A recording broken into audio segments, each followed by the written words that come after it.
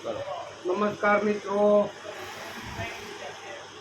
મેં 2 દિવસ પહેલાં તમને તેલ વિશે માહિતી આપેલી કે ભાઈ માથામાં નાખવાનું તેલ તૈયાર કરવું હોય તો એમાં ચીકાશ જેમાં ઓછી હોય, જેમાં ફેટી એસિડ અને ગ્લિસરીનનું પ્રમાણ ઓછું હોય એવું તેલ લેવું. કે એ 2 તેલ મારી રીતે મારા થોડાક અભ્યાસ પ્રમાણે કહું તો એક તો રાઈનું તેલ છે એટલે કે સરસવનું તેલ અને સફોલા તેલ, એ 2 તેલ ચીકણા ખાવાની સંભાવના ઓછી રહી છે. તો હવે જે સુગંધો રહેવાની છે એ તમને હું સુગંધોના નામ આપું છું કે આ જે સુગંધો લખાવું છું એના ઘણા ફાયદા પણ છે.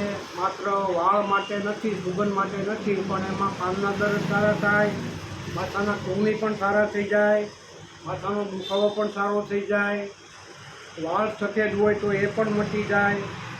તો એ બધા એનો ફાયદાઓ છે.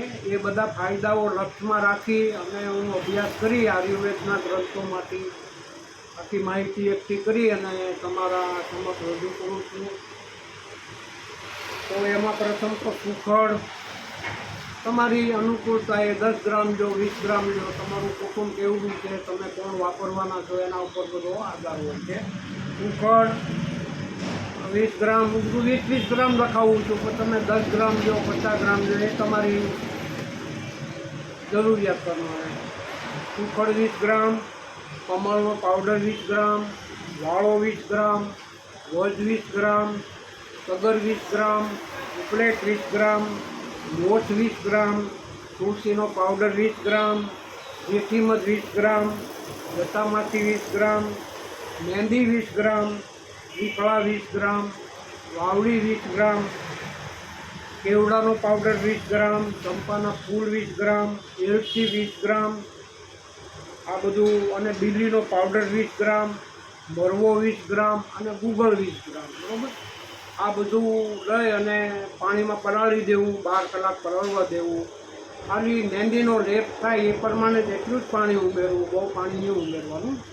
એને 12 કલાક પલાળવા દેવું. પછી તમારે જે તેલ તૈયાર કરવું હોય એ માવો એમાં નાખી દેવાનો.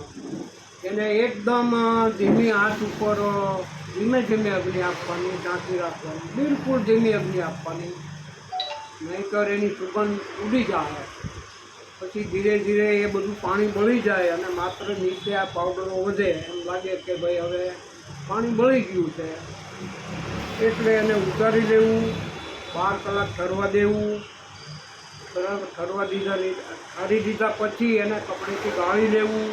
પછી જે પાવડરનો ડૂચો વધેલો હોય એમાં પણ તેલનો ભાગ હોય એને કપડામાં નાખી અને પોટલી બાંધી અને એક જગ્યાએ લટકાવી દેવું, નીચે વાસણ મૂકી દેવું, એટલે બધું તેલ એમાં નીકળી જાય.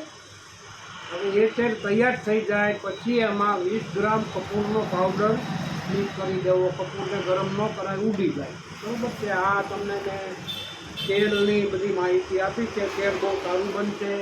માથાના દર્દ, આંખના દર્દ, ઊની, કાનના દર્દ, વાળ સફેદ થવા, કોળો થવો, એ બધું સારું થઈ જાય. નમસ્કાર મિત્રો.